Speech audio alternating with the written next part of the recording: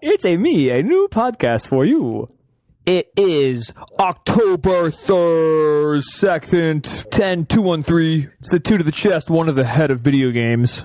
Let's do this. Idle thoughts.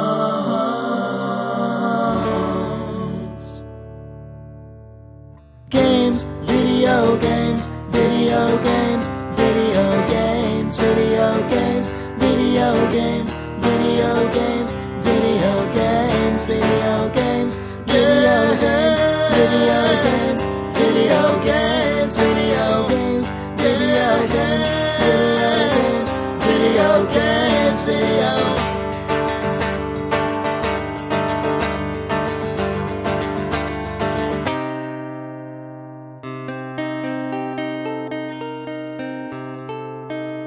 Video game. 4357326.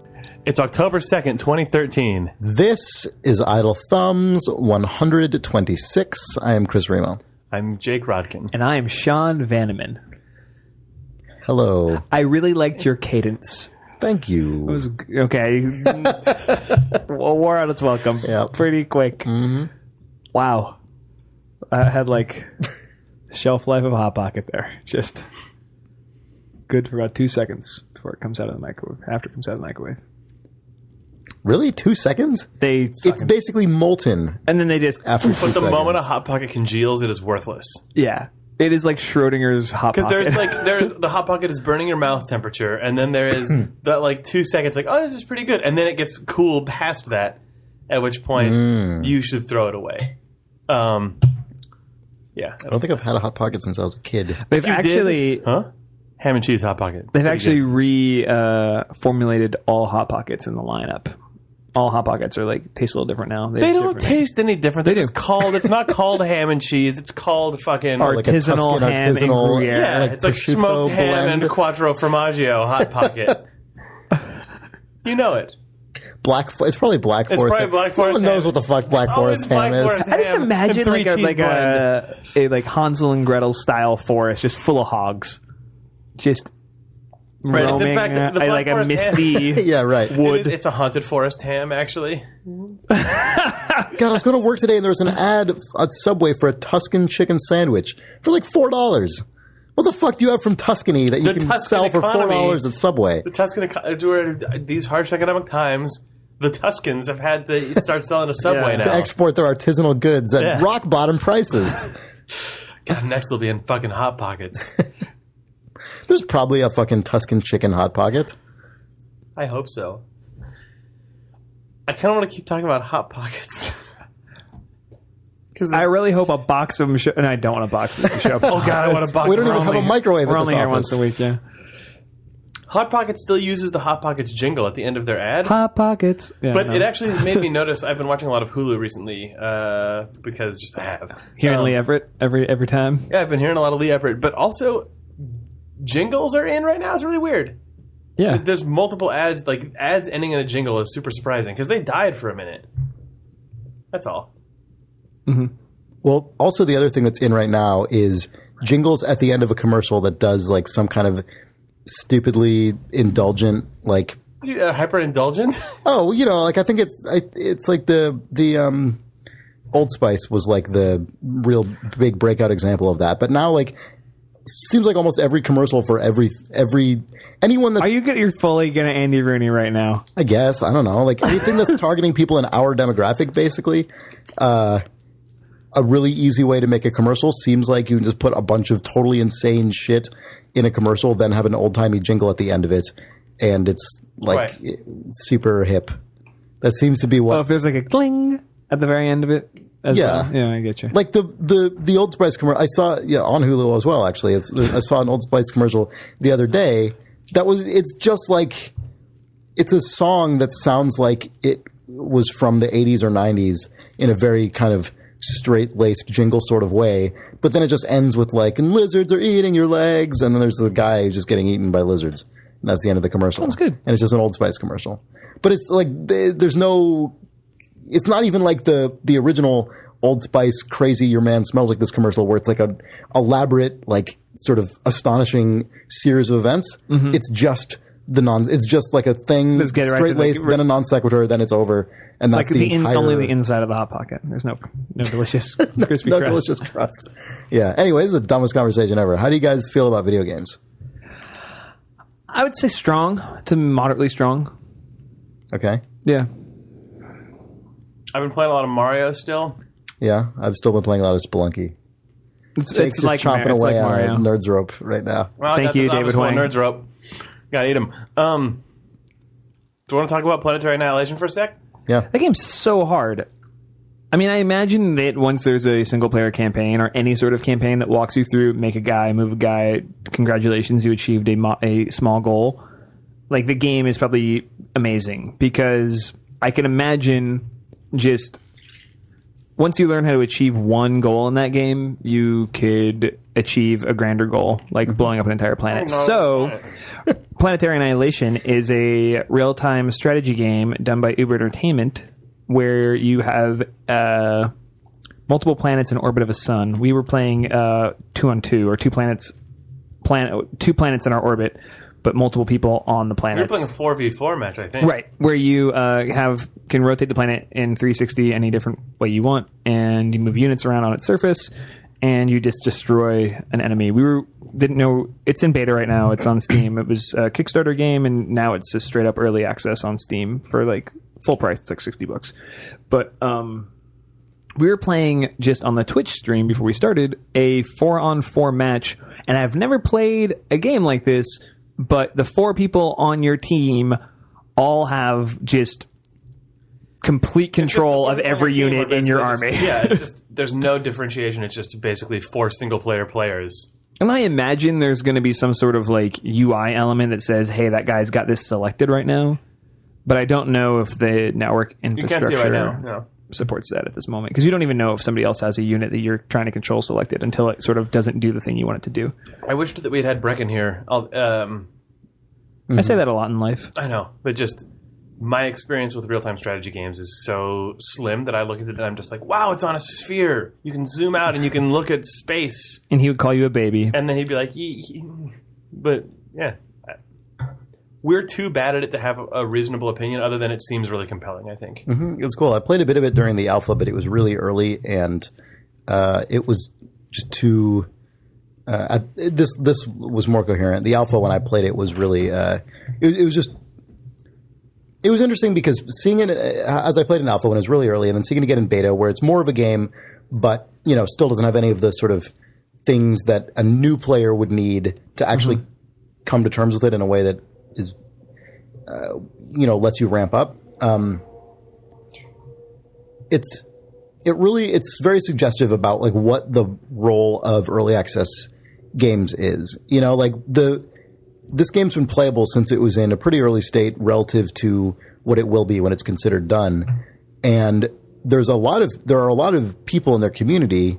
Like when I was in the alpha, I was kind of poking around their forums a while, and there are a lot of people in their community for whom they understand so much what the kind of end goal of this and what the general nature of the game is, what the and implied the subtlety experience should be. Yeah. That to them it's like, okay, well, obviously this isn't done, but I can kind of see where it's going, and that allows me to just appreciate the things that are there in a way that is actually fairly rich. Right. Whereas I think for us, where like I've played Supreme Commander, and like, God, I have played Total Annihilation a million years ago, but I was, that's never a kind of game that I dived into particularly deeply.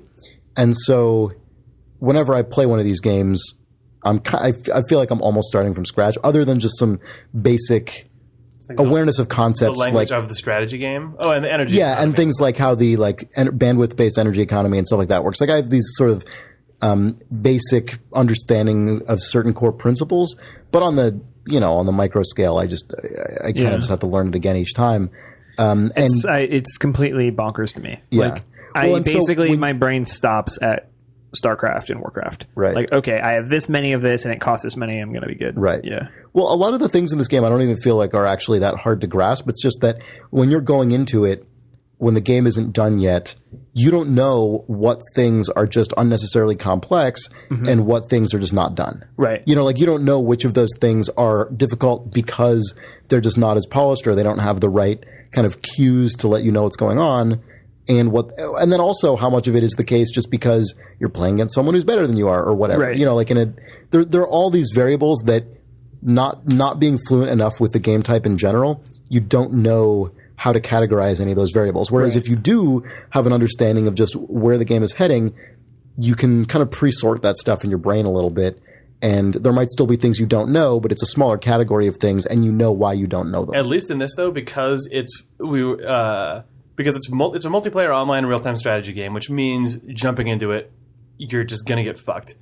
But because it's 4-player shared resource stuff, the guy on the server who's 400,000 times better than you can at least give you the sense of wonderment instead of the sense of dread, because like we were watching, we're like, wow, our base is just coming together so fast. But like obviously it's because there were other guys building it. But then like It seemed like just one other guy. Yeah, but then he sort of just when put the us on team his chat back. said radar satellite launch, and we're like, what the heck is that? And then the little like propeller goes and starts spinning off the that's base so awesome. into orbit, and the little like Boosters or the whatever. booster rockets go falling back to the planetary surface. We're like, what the fuck? It was like if the enemy had done that, it would have freaked you out. But because it's your team, you can just be like, oh, sick. And then like, you know, zooming out and seeing the fog of war just immediately recede so that only a third of the planet was covered. Right. And then later on in the game, be like, oh, we can go to the other planet and see that our guys also have 5 guys on the other planet. Little tiny base getting started. Like that. It seems like because of the way the co-op works, assuming a community builds up, there could easily be sort of actually, Sean, like the way that the way people end up getting into Dota in any capacity is because of Sean's got a smile. that. I don't know. I mean, this seems even easier than that because people can actually just like student drive basically in a way that you can't in Dota, which is cool. That's something. Also, for what it's worth, the people both just on gonna your say team this. and the opposing team seem like really good-natured seemed people. really wonderful. the We have chat a was sample awesome. size of 1, but Sample size of like 3. 'cause Planetary Annihilation community. Yes, very good. dudes. Yeah, they were nice. You didn't get kicked. You didn't get called things that we can't say on this podcast. Not one bad word was said once in the entire match, and we played for half an hour. Not one one guy said swear. LMAO, and the A stands for ass in that. I don't know if you knew. You're gonna bleep that. We're gonna bleep that, right? Oh, the ass. Sorry, and I got to bleep 2 things. 2 S's. Oh, 3 things. But yeah, it's a really cool game. Yeah. How do you guys feel about? I know how I feel about it, but how do you guys feel about alpha-funded stuff in general? I like it. Okay, I think it depends on the game, but I like it. Well, I mean, I can go into detail. probably should. All right. I think I was thinking about this while I was sort of saying the stuff I was saying earlier about the types of people who benefit from games like this. I think there are certain kind of games for which it doesn't really make a lot of sense, right? I think we sort of just intuitively understand that. But I think for games that are intended to be repeatable, replayable experiences that are very systemic, that don't rely on, kind of concepts like spoilers and kind of specific character arcs and things like that. I think there's something really interesting about people being able to take the knowledge they have about, like the deep knowledge they have about particular kinds of systems and apply that to interpreting the creation of a work as it is built up by its creators. Like, I think there are certain kinds of games. I think a lot of the games we talk about and the kind of games we work on in our professional lives, those don't tend to be that kind of game for the most part. Those are games that are like, they're individual discrete works, right? But then there are other kinds of games that for a lot of people, I think those game types as an entire category are themselves like the hobby. Right. Like there are people who are hobbyist strategy players, like the Three Moves Ahead guys.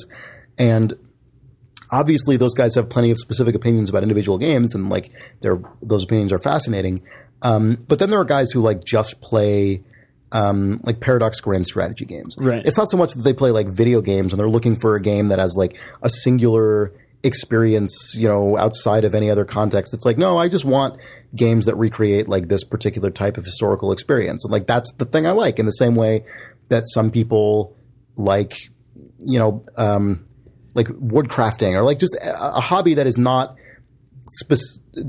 so much about consuming like an artist's expression, right, but is more about like an activity that you pursue at a high level, right. And I feel like somebody who's really into like mystery novels or something, kind of. Sort of, yeah. And, like just anything where there's a particular kind of excuse me, activity that you can dive into, that itself has like its own community and like history and so on and so on, like contained within it. And I feel like this kind of game is like a really the kind of game that derives from Total Annihilation. Basically, it's like a very specific small branch of that, where there are just some people who they might play other games as well, but for them this category is like an important self-contained thing, right, that doesn't necessarily get a lot of attention elsewhere, right. And I feel like the ability to play the like newest, coolest example of that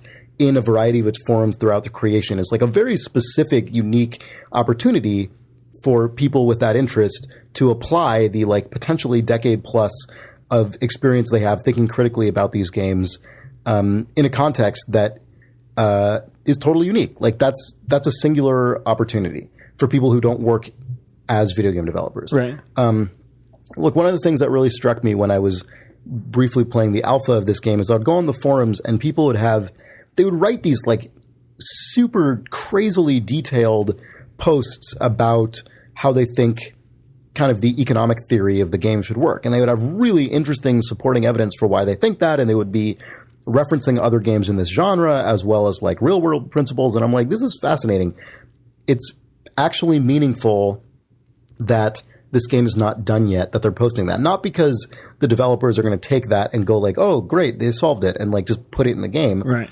But just because it's almost kind of pointless to type that up after the fact. Exactly.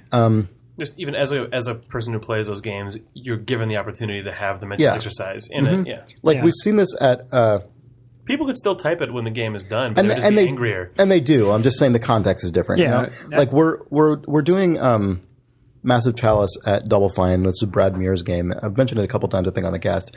And maybe I've brought this up as well, but it's like the same, it's very similar thing. That game is also kind of being developed. I mean, people can't play it yet because it's just so early, but that game is intended to be developed in a way where the community surrounding that game is kind of given that access to what's going on just an ongoing basis. And people have written crazy things. Like some guy wrote a huge chunk of code for determining like genetic, like with like genetic algorithm stuff in it.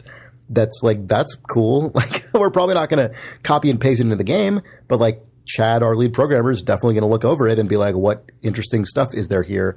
And like people have done all kinds of crazy stuff with around genetics and around historical reference and just really cool stuff that all just feeds into the general kind of atmosphere around the creation of the game. And like that, for that kind of game, I think that's totally fine. Like it hasn't been the case internally where people are like irritated by that, right, or feel like people are overstepping. It's actually really energizing and like really inspiring. Yeah. And I think, well, it's kind of cool. I mean, in that sense, because you're just sort of, you have this like window and you get to just put your head outside of it and like take in whatever you want, you know? Yeah. And that's the thing that's really nice about that. You know, it can't be overstepping because you can simply set that contribution aside. And right. You're like, oh, okay, that person wrote this thing. Mm-hmm. They're going to hate this game that we're making, but I'm sure if we made that one, they would like it very much. Yeah. And I think that alpha funded stuff. So there's that aspect of it, and then there's also stuff like Minecraft, which there's probably less of that going on because that team was just so small, and it was kind of just that guy doing his thing most of the. Oh, there were plenty of people who had very specific feedback for every single. Like I wonder, every single pixel in that game. I'm sure there were, but it's a different. I'm just setting a distinction between Minecraft, which is a game that. So there's stuff like Planetary Annihilation and like Massive Chalice and other games. Those are games that are kind of eventually going to be done, and Goddess, probably yeah. Where it's like people can towns. Sorry, those are games where people are sort of there's like a participatory element of the development, but those games at a certain point are going to be considered done. They might have more work done to them after that, but there's going to be the kind of version 1.0. And then there's the other kind of alpha funding, which is something like Minecraft, which I think is also really interesting for somewhat different reasons, where I guess technically Minecraft had a 1.0, but like that never really mattered to anyone, right? Like it was just, that's a game that just goes on forever and it's just constantly under development and people have been playing it since it was technically an alpha, which that's just, to me, like that's totally academic. It's just, this is a game that people have been playing while it's under active development. And that in itself, I think is really interesting because people can remember times when the world of Minecraft just operated differently. And I think that's really cool. Like, I think that's a really interesting, very game specific, unique experience to be able to have. Right. Where it's like, oh yeah, I've been playing this game since like before there were monsters in it or whatever. Where it's like, this was just, I remember this about that world. I think that's really cool. I think that's an awesome thing. And I'm glad that, you know, Notch didn't just keep that game hidden away until it was like whatever he determined to be done, and then put it out there. And I think there are things that are weird about alpha funding, certainly from a development standpoint and other perspectives. But I think for particular kinds of games, the opportunities it presents to both players and developers can be really, really amazing.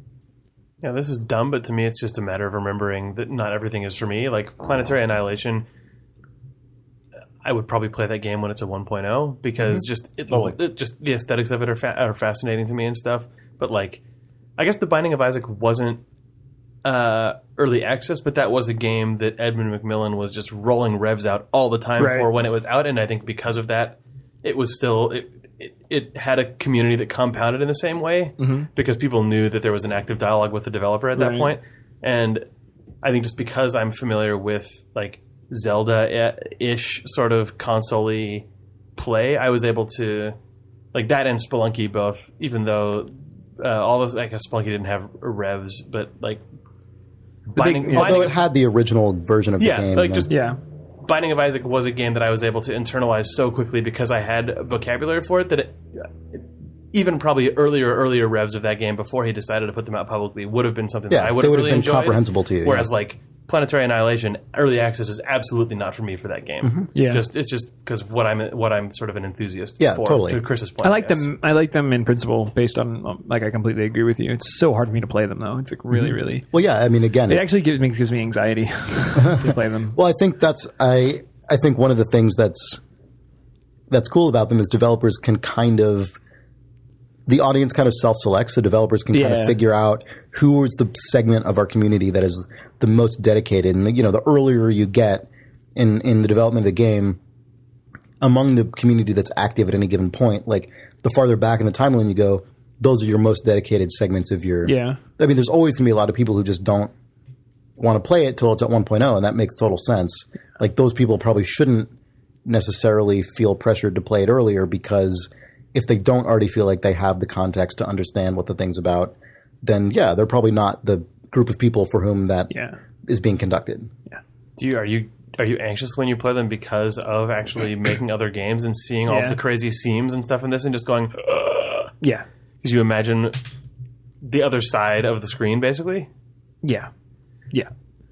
I just see me playing a build of a game I'm working on and seeing a bunch of broken shit and going like, oh god, just make the list, and then just start tackling it, you know. And I'm sure I think that might actually. Well, a lot of the games that are early access are games that also very distinctly benefit from having a huge playtesting audience. Whereas like a lot of the stuff that you and I have made, you wouldn't want to put that thing in front of that many people until it was done, because it would just ruin everything. But like, if you're making Planetary Annihilation, you're probably grossed out, but also like, thank you for finding everything that's a disaster. I think it'd be fascinating to explore the idea, not even make it, but explore the idea of doing something that was atypical for an alpha-funded game. And I'm not necessarily saying like a narrative thing or a thing that had like character arcs or anything like that, but what an alpha-funded game is right now is kind of specific. And I think it would be an interesting design exercise to think about, like, well, could you do a single-player experience that was more like X or Y? You know, like, I don't know. I think about that, but I don't really haven't really come to any conclusions yet.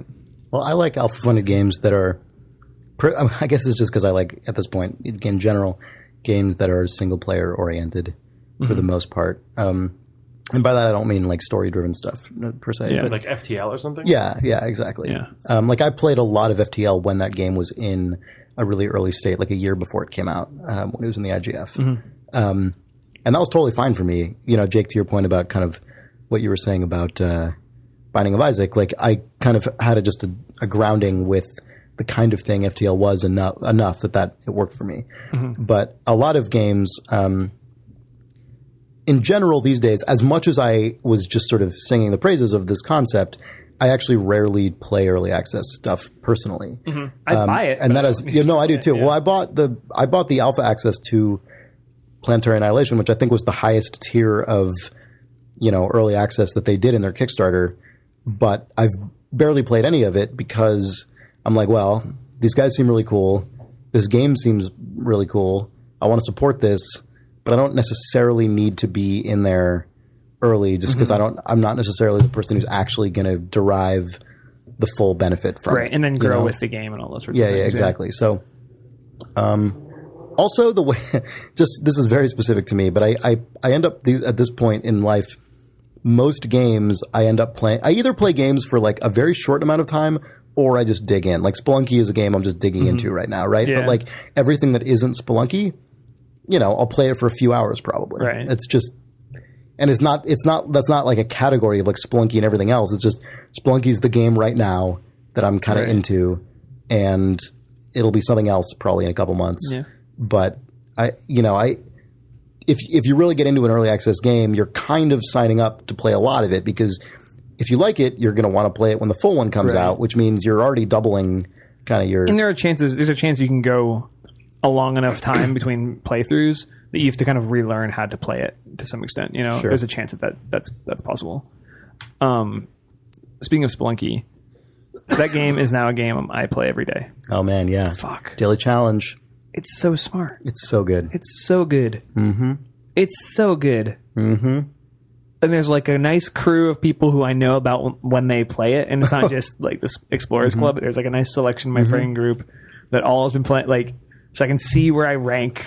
Oh, it's so good. I love it. It's really good. Yeah. It's so interesting too because it's had a weird effect of, what people always talk about, like, yeah, this game's great. You just load it up for like 15 minutes and play it a bit, and I've literally never had that experience in my entire life. Like that's it. I'm sure there are people who have, but like that's an experience that game developers love to say about their game in like that they're developing to have like bite-sized gameplay. You're on the bus, I've never had that experience ever. Either I like the game enough to play it for a bunch of time or I don't. And those are like the only options. Crossword. That's like you sit down, you do it, you move on. Well, right, but I finished the entire crossword, though. Right. But it's a game that is designed for that. That's true. Yeah, crossword's a weird one because it's pretty predictable day by day. Like Monday will take me 4 to 5 minutes. Saturday will take me 4 to 5 minutes. But Saturday will take me like 2 hours, and then Sunday is like anywhere from half an hour to an hour and a half. Like that one's the only variable one. But like most of the other days are basically a linear curve with a bit of a sharp increase on Friday. But like that's super predictable. Right. But I never have. But I don't. But like most games where people claim that about it, I'm sure there are people for whom that's true. For me, it never is.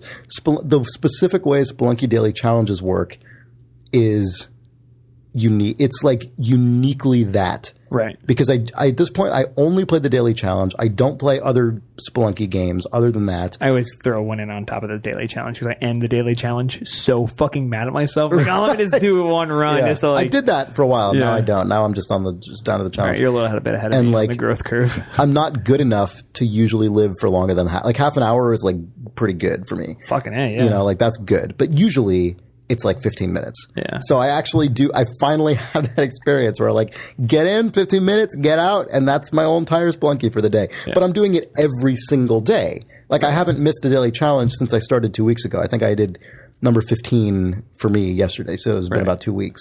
I've missed a couple of days, but I do it just about every day. And what's nice is that it's funny, like my best friend Adam and my wife have been sort of glancing. They've been around when I've been playing it, so they'll just kind of stand behind me, and they know it's a daily challenge run, and it's any other Spelunky that I play is like worthless. It's like a preseason game. They don't give a fuck. It's like, oh no, this is just for shrugging show. Isn't that funny how that's true? Yeah. It's really, really funny. Because it's the exact same thing with like a preseason game. Like nothing mechanically about this makes it any different. No, there's no value to it. Well, that's what I'm saying. Yeah, there's no prescribed value. But I mean, it's just the the prescribed value. Like the intrinsic value is the same. But we've just arbitrarily decided this is going to be the one that matters. Right. This one will affect. It's even different. Yeah, even different than a preseason versus season game. Because in a season game, like this is going to have repercussions on what your life is like in December and January and February and whatever. But with Spelunky Daily Challenge, it's just. Well, you can't do that board again. You don't know that Derek Yu is at some point going to unveil the Spelunky World Championship, where the daily challenges have actually been queued up. Super Mario 3! Yeah, gray and like neon orange hoses are going to come pouring out, and smoke is going to show up everywhere, and it's going to be the fucking wizard. The 15 greatest spelunkers from around the world. A Daily Challenge Championship that just had the set from the wizard would basically be the best thing you could do, I think. God, so Jason Killingsworth, who's one of the guys in the Spelunky Explorers Club, he had an amazing run like a day or two ago. It was like an hour long. You watch them? I don't watch all of them. I watch some of them sometimes. And like this one I watched specifically because I'm like, well, I actually couldn't watch the whole thing because it was so long. But jumped around, yeah. But I saw how long it was, and I'm like, holy shit. And then I saw the description, and it was like, broke into the Spelunky Daily Challenge top 10 for the first time, like global top 10 for the first time, came within striking distance of 1 million gold. And I was just like, what is this shit? What the? Are you fucking kidding me? He ended up with like my highest gold. 950,000 gold or something. Oh my God. And oh my God. And you probably don't even play for gold. You probably don't even. No, I play for gold. Do you actually blow shit up to get extra gold? Yeah, I go for gold. Yeah, I play for gold. You go, please. Spelunky go for the gold? The highest gold I've ever had is 51,000. Yeah, it's bonkers. Yeah. So, yeah. It's embarrassing. Well, I buy a lot of stuff, too. So, yeah, he did, 200 times better than that? Like, it's or no, wait, this fucking guy over here. You said what? 50,000? 20. 20 times better, yeah. Yeah, well, like 3,000. Oh, just like 1,000,000 times better? But, fucking baby. But, it was so funny because I started watching it, and I'm like, to watch him play it, looks exactly what it looks like to watch me play it, basically. Apparently, yeah. No, but I mean, like, right. Just you start off, and then you start noticing like the little things that are different, like the little precautions he takes, and like the little ways in which his fluency is like a little bit better, right. And it's like, did he have sort of because to stay alive that long and to go that far, does he?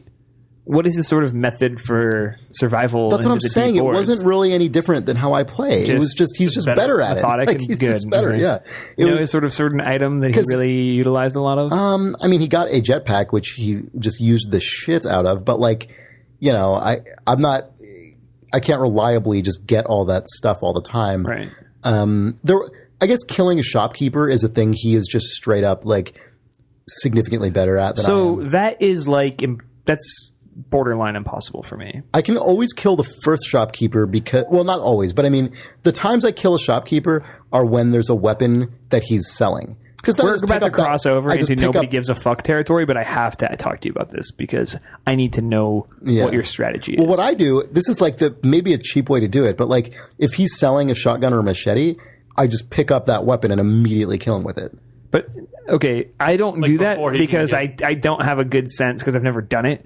I don't have a good sense of the level of damage it takes to end him. Well, it doesn't matter because the first time you hit him, he'll get knocked over, and then you can just shoot him or stab him like 5 more times. Okay, but that's what I need to know. Like, I need to know how many exact times. Well, I don't remember how many exact, but it's like greater than. He'll fall on his ass, and then you can just stab the shit out of him. Okay, I only killed one shopkeeper, and he chased me all over the map until finally he was about to shoot me, and he jumped and landed on spikes and died right in front of me. Yeah, and I was like, oh, thank God. Shopkeeper suicide is great, but like the thing that this game's turned you into a monster. The thing that he's really good at that I'm not is like after that first shopkeeper, every other shopkeeper forever. They're just on your furious ass. about it. Yeah, they have a wanted sign. That's for you. the thing. That's the thing that gets me killed. Is like It makes me really the anxious. third shopkeeper when he's just already bouncing around everywhere taking shots.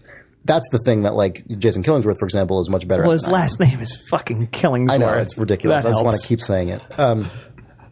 But yeah, I'm not that great at that game, but it's really good. It's so good. Did I talk about my coworker whose kids are really into this? Did I talk about that last No. week, or did that happen since last week? So I have a coworker, Jeremy, who he used to work at id, and like he's a Double Fine now, and he says that this is his kid's favorite game is Spelunky. How old are his kids? They're I want to say like around 7, 8, like Okay. that kind of age. One of them's a couple years younger, I think. Kindergarten, first grade-ish. And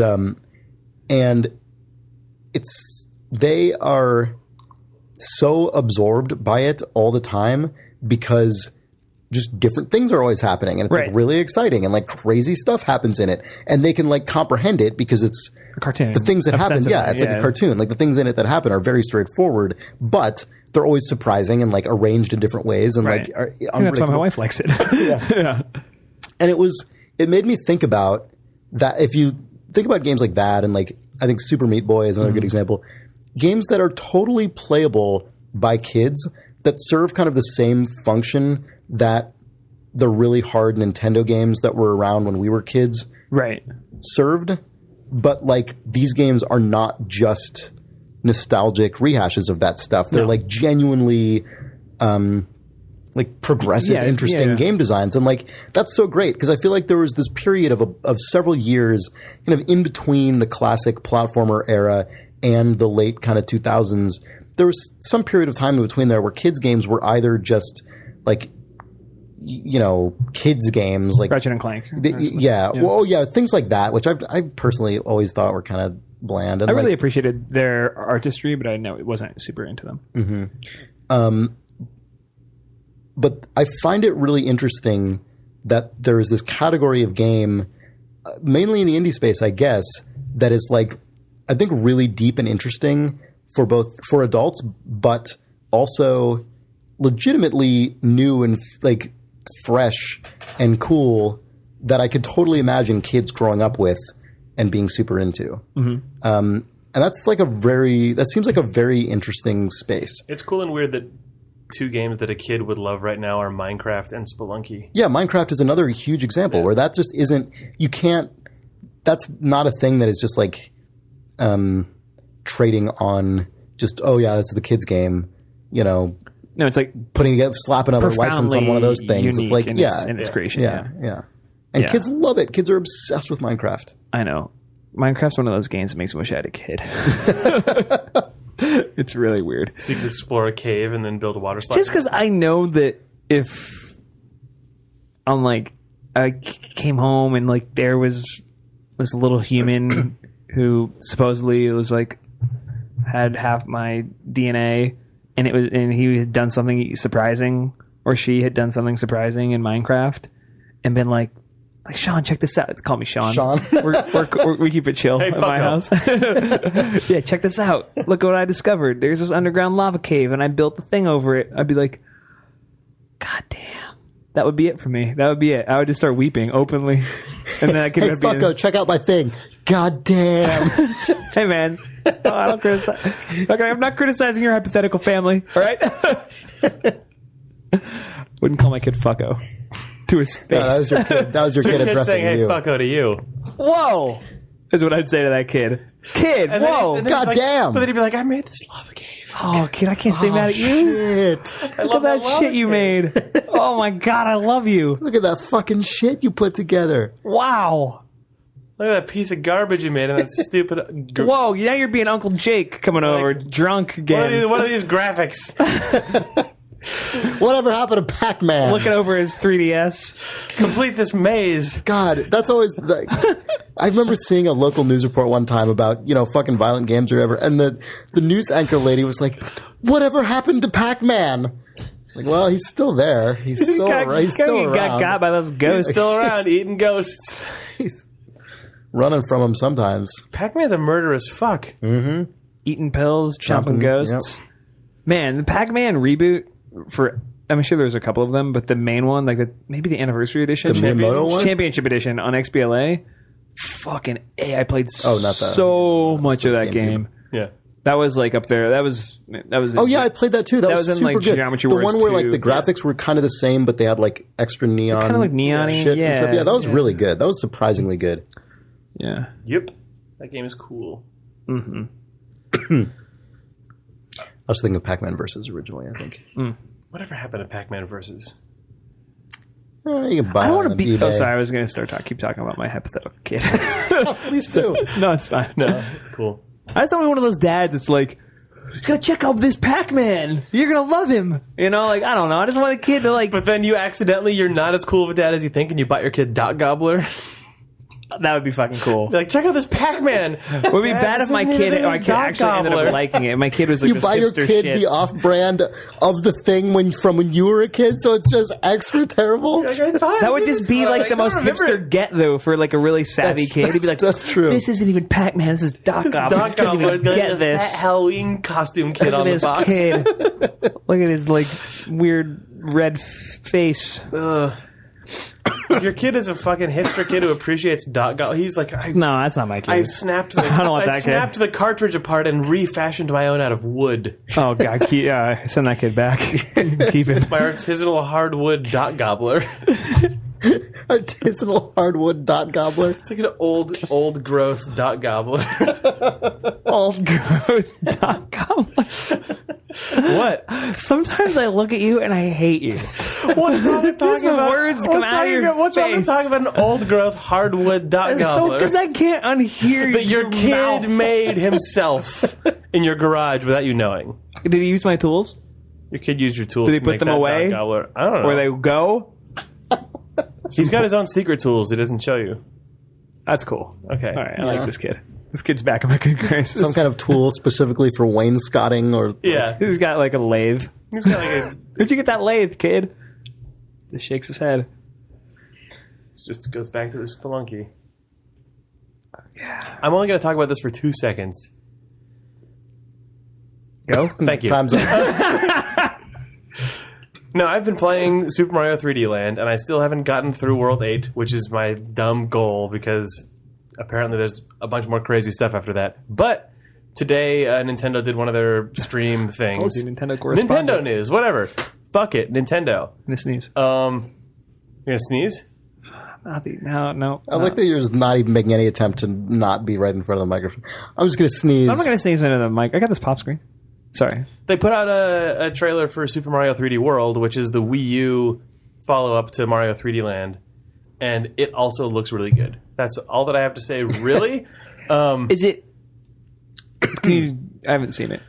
Give me a little bit more. It's very similar to Mario 3D Land. Left to right, 2D. It's not quite 2D. It's that same thing 2.5D we were talking about last week, -ish, where yeah. it's kind of the world is made of 3D art the same way as like Mario 64 or Mario Galaxy, but it has a fixed camera. So it's that's the big huge difference. Is that Understood. it doesn't have the free flying C-stick camera. It's Right. just they control the compositions and Right. the challenges are built to semi-authored cameras. Like when you Right. walk into the distance, the camera will follow you more often than not. A little. But how far down into the screen do you It ever varies walk? a lot because Okay, so it's not like Little Big Planet. No, there's times Right. where it's left to right like Little Big Planet, and then the level will just take a turn, and then you are going back into Z depth. Oh man, okay. Or like gotta play this.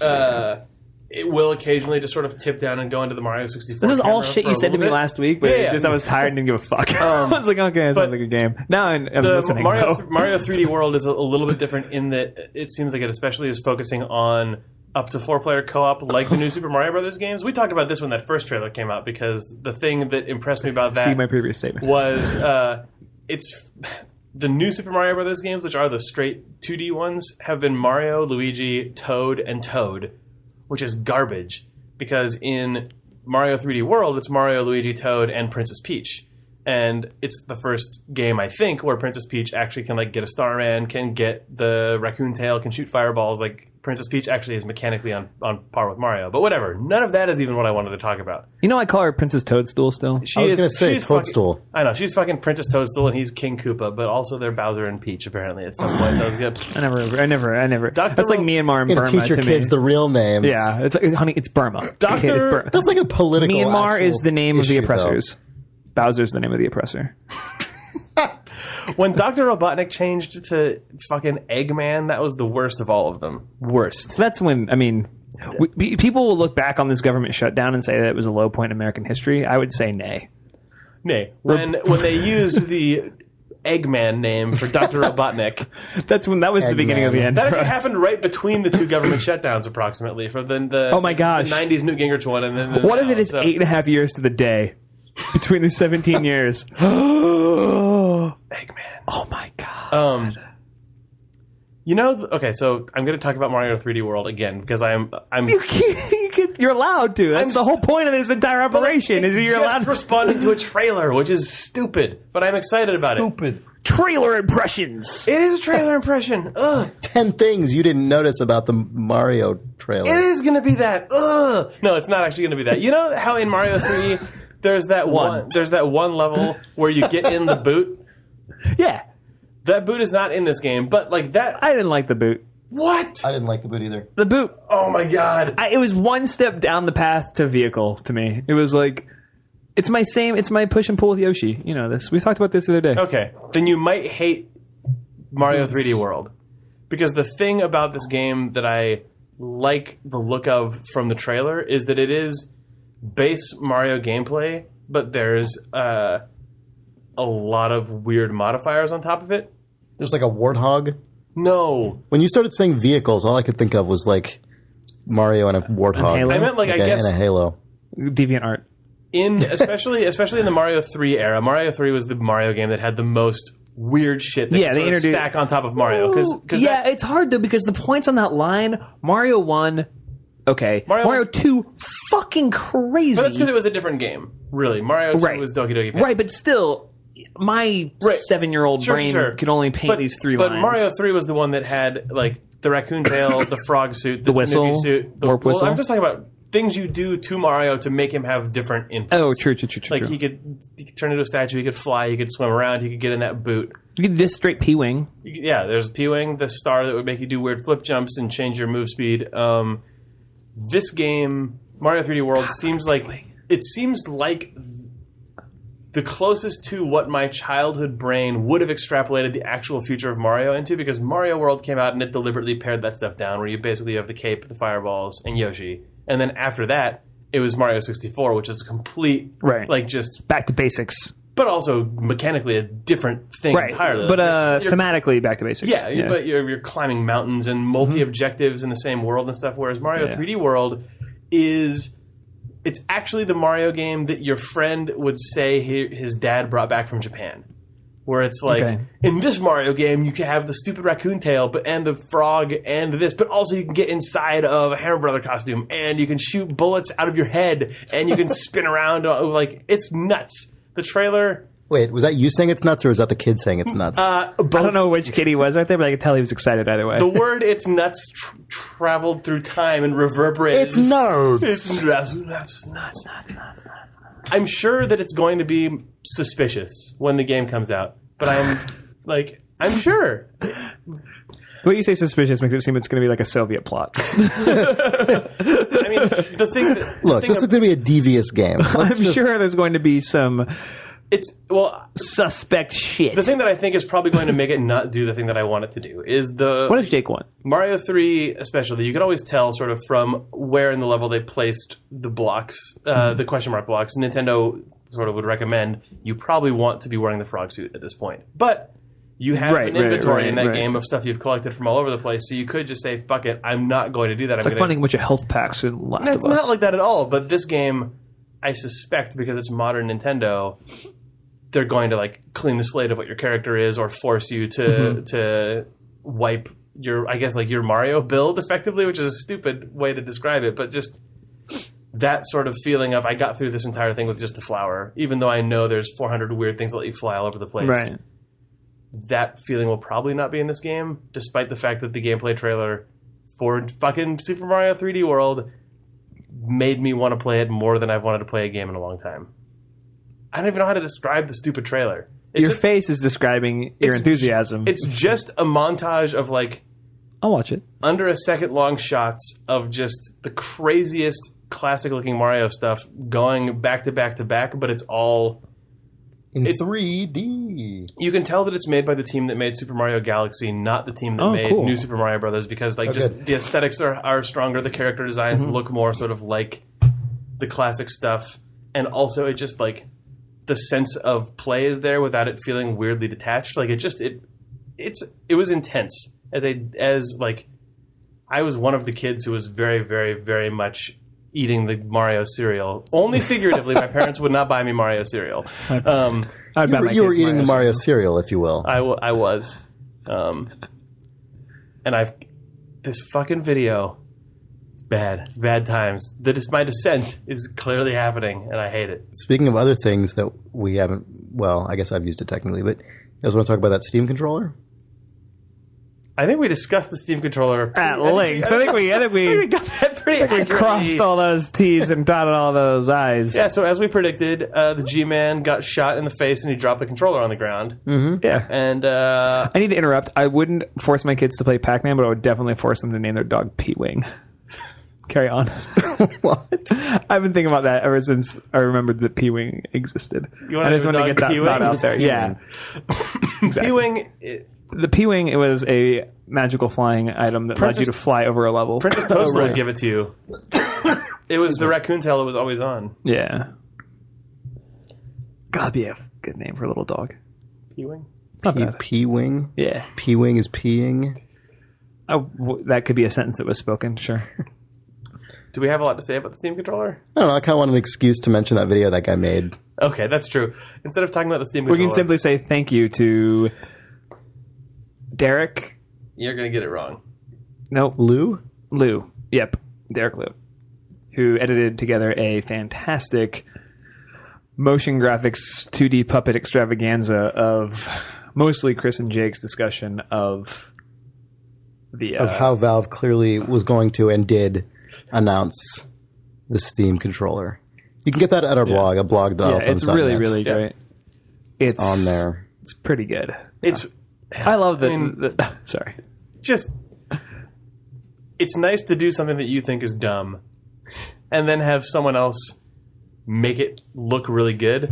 By putting it under, like, the stupid microscope. Yeah. It's, like, I felt bad for laughing at it to the degree that I did, but I laughed at it. I watched it, like, 3 times. It was, like... It was the first time a piece of Idle Thumbs anything made me feel like I hadn't been in the room for it. If that makes sense. Like, yeah, that's just because like his execution of it is so good. So spot on. It's really, really wonderful. So I'm actually curious a little bit about the actual Steam controller. You had your hands on it. You used an earlier. I played an version. earlier revision of it several months ago. Yeah, the actual like haptic response stuff sounded interesting to me from what how you were describing. That's the coolest thing about it, I think. Well, the two coolest things about it are the haptic stuff as well as how weirdly well the cursor stuff works. So they're trying to bridge the gap between mouse and keyboard and a traditional controller by allowing your thumb to kind of slide around a touchpad that controls a cursor. Like, I've been calling it a cursor pad. I don't think that's an official word, but it's like to differentiate it from a traditional touchscreen in the sense that as you move your thumb around it to control a cursor on the screen the way you would with a mouse, there's haptic feedback and a tiny speaker in it that plays a little like tick, tick, tick, tick, tick sound that makes it feel like it has the sensation of like the big Wheel of Fortune wheel, you know, where like as it goes slower, you hear it go tick slower, and it feels like you're actually manipulating a mechanical wheel. So is it the audio like an old iPod? Because yeah, it's like that. The very first iPod was an actual wheel that spun, but then they eventually just replaced it with a strip of trackpad that made that little hardware tick. As it makes that's what the speakers but like. that plus there being a little bit of actual haptic so feedback. Sort of just like the tick sound was in a combination with a pulse. There's a thing because it's stupid. Wow, not stupid, but hyper specific. Does the whole pad pulse, or is there like a specific point on the pad that moves around on the Or pad? can you not tell from? I don't remember. I can't. It was several months ago. I remember that it felt good though. You know what I mean? Like it worked. Whatever they did. It sounded from Valve's was description good. like the entire Idle thumbs device, like the entire pad was one uniform piece, because they said, as a fun party trick, it also can double as a speaker because it is just a slight weird like little basin that they can control the vibration of, to the point that they can actually make the touchpad itself emit sound, which is ridiculous. Well, I think there might actually be a speaker inside of it. That's not how they describe it. Oh, They it's said, not? they said Okay. as a fun party trick, the thing itself can actually that's hilarious. generate, like it can double as a like low fidelity speaker. So maybe it was maybe the vibration was actually creating the noise when you were using it. Who knows? Maybe it was, but it felt really slick. Like it didn't feel clunky or like, I don't know. I find there to be so few controllers that I actually like the feeling of. But this cursor thing seemed like just a prime candidate for just feeling overly complex and gross. Because there have been a lot of controllers made for PCs that is like, what if you didn't need to use your mouse and keyboard? And it's just garbage always. You know, this actually felt really good. Like we played The Cave and Broken Age, which is the like Kickstarter adventure game, and the computer just interpreted it as a mouse, and you just move the cursor around, and there was like basically no learning curve. It just felt really good. It was really cool. I liked it a lot. I didn't play any like hardcore platformer stuff, but Tommy Reffinez, who was one of the two guys who made Super Meat Boy, put up a post on his blog. He was the programmer on that game. He was the programmer. Right? Yeah, he was the programmer of Super Meat Boy.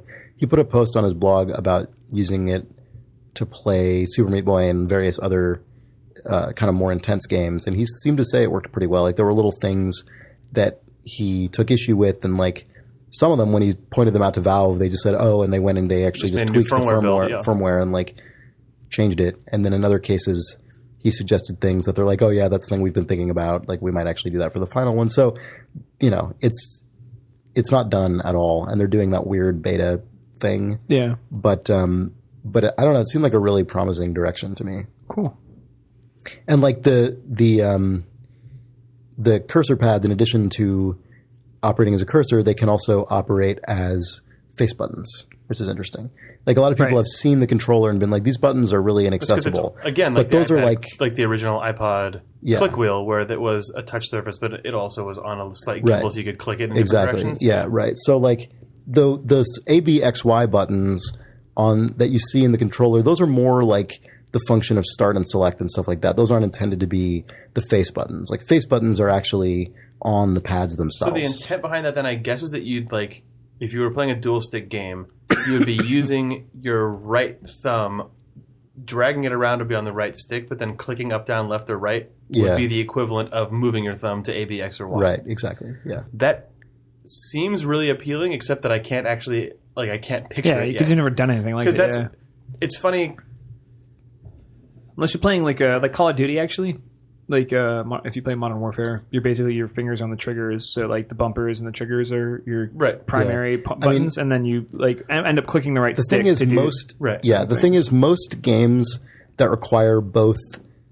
Most games that use a controller at this point, they're either games where your right thumb is 90% of the time on the stick, or it's like Super Meat Boy or something, where 90% of the time it's on the face buttons. Right. So there aren't a lot of games where you're constantly switching back between the two, except to do incidental things like change weapon. Right, but it's interesting that with the Steam controller, you could conceivably actually support that, because the face buttons are actually just a rocker on top of the analog stick. I still think you wouldn't want to overdo it, because then you run into problems of like, I'm moving my thumb over to the other side, and like, exactly. I want to hit X. Yeah, but I don't think it's going to be a big problem, because I don't think most games require that. Sure, that's true. Worst case, though, you'd get the equivalent of, I guess, worst case, the notion of clicking the fucking right stick will not be abysmal like it is on every game right now, but as an improvement to that, you could conceivably support the notion of sort of multi-directional stick clicking if you wanted to. Mm-hmm.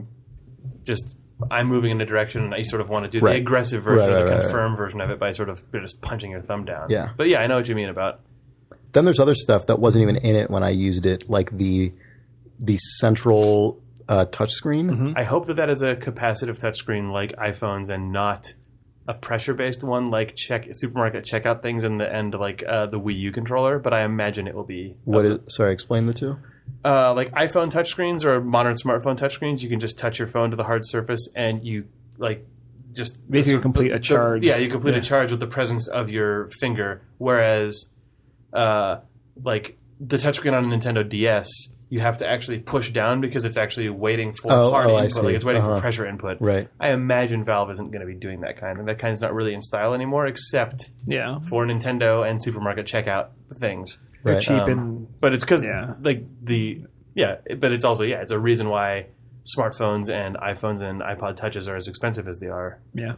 So it'll be interesting to see that is what interesting. Valve's doing to keep the cost low on that. Probably the answer is it's the size of 3 postage stamps. But Right. Yeah, it is small. Yeah. Well, it's interesting. They were saying, I was reading an interview or something where they were saying that, or maybe it was just their website. When information is actually being displayed on that little thing, That's rad. It's mirrored up on the screen as an overlay through Steam, So which is really cool. You can sort of fat finger it and then fine correct by exactly. without having to look down at your hand. Yeah, That's really cool. Which is nice. Which also means hopefully developers aren't actually using it for like asynchronous dual screen stuff. Which Put a I just cool don't, HUD on that. Yeah, like, which I just don't really want to deal with that. no, but it means you could put a couple very simple additional like toolbar buttons or something on there that you can sort of just mash the left side of it or the right side of it with your thumb or drag a thing around really quick or something. I think a lot of what they're trying to achieve for this is like a big enough blank slate that even people who make crazy strategy games and stuff can make a pretty good stab at actually achieving everything within the context of this controller. You can tell that's their goal because the big splash image for all of this stuff is Civ 5 on a living room TV. Right. Yeah, that's true. Yeah. Which is the like always the stupid litmus test for can this stuff work? Right, could you play a full Civilization game on your couch? And yeah. they're trying to show you that you can, I guess, by showing 2 weird cardboard cats playing on a couch. Well, and one of the other things that's funny about a lot of particular grand strategy games and games like that, a lot of them are not actually super complex from an input standpoint. They just really, really, really need a cursor. It's not like they actually have 8,000 keyboard inputs you need to be pressing, although a lot of them have shortcuts to make things easier. But it's more just that like you just need an actual mouse because there's so many different things to click like something on. like Crusader Kings, it's you need the mouse because of that fidelity of control. Like what you have to click on is so small relative to the size of the screen. But it's not like there's like 800 buttons in that game on the keyboard that you're pressing. It's just that game would be bad on a TV though. No, I know it would, but that game probably wouldn't be great. But like, but my point in general is just that there are a lot of games that are hard to play with a controller simply because you need a mouse, not because you actually need as many keys as are on a keyboard. Right. And this controller solves that, I think, really well. Is the controller a multi-touch controller? I mean, are those trackpads? Do they work like the Apple laptop trackpads? So you can put multiple fingers on them? I don't know why you ever have more than one thumb on it. I guess you wouldn't, but thinking about playing a Crusader Kings game or a Civ game with a mouse, the notion of scrolling the camera around, zooming in and out, making a fine point selection, making a drag select, all of that stuff happens with your index finger and your wrist. Like that's just I click or I click and drag or I scroll the scroll wheel. And the way that Apple tried to deal with that on touch surfaces was with multi-touch stuff. But I imagine that with this, you're just going to need to like hold a trigger down, which is the equivalent of your whole, and then swipe your thumb along the touchpad, and then you're zooming or like press down on the pad to drag. It's going to be interesting to see how that stuff. Getting more complicated than just point and click seems odd, just given you're replacing your index finger and your wrist as 2 different elements, with your thumb doing all of it because your thumb is moving the cursor and executing commands. Yeah, but you're probably not going to be able to click and drag with your thumb. Right, but that seems feel like garbage. That action is like principal to mouse-based games, but even thinking about like having to outsource that to 2 fingers is weird. Yeah, my brain immediately goes, but I'm curious. Yeah. Huh. I don't know. When I can win a Dota match from my couch. God, there was a guy. You will be beaten by a guy on his couch before you win a Dota match. You definitely fucking will. Because there's a guy, it was linked on Twitter just from some StarCraft guy that I follow. He was like, check this fucking guy out. And I clicked on the Twitch stream and it was live at the time. And it's a guy who just fucking tears it up on BattleNet with an Xbox controller in StarCraft. It was terrifying. Like his binds, he just bound stuff to his he has like mouse is like right stick, and he does all of his like drag select and everything with this controller, and he was just lounging back in his chair with this controller, just taking guys apart. It was terrifying. It was fucking terrifying. It's gonna be me. That Steam controller. What you're going to do is you're going to take out Steam controller players with your Xbox controller. No, you're not. That's insane. That's it though. If I can win a Dota match, Oh, I thought you were going to say that's it. No, See you I next mean that's week. it for. Well, yeah, it'll be it for. I mean, I'm off the podcast, and where Campo Santo's first game is going to be canceled because I'll just be. Once you can sit back on your couch and play Dota. Yeah, that's my good life will end. And my new life will begin. Your good life will ends now. Yeah. Nothing beats that. Your good life ends now. Your great life begins now. Yes. I'll also start a cult. That about does it for this episode of Idle Thumbs. Maybe next week we'll have played a new game. Join us we for played episode Planetary 127. What will that new game be? Find out. Maybe Nick Brecken will be here finally. There might be more Nintendo news. Maybe I've played some Spelunky next week. Check in on our Mario coverage. I love Mario. I love Spelunky. They're the same fucking thing. They're not the same thing. Second part of the podcast, fighting on... An amazing thing would be looking at the trailer for Super Mario 3D World. God, I still talking about it. But imagining that game had somehow been authored in the manner of the create a roguelike experience from parts like Spelunky.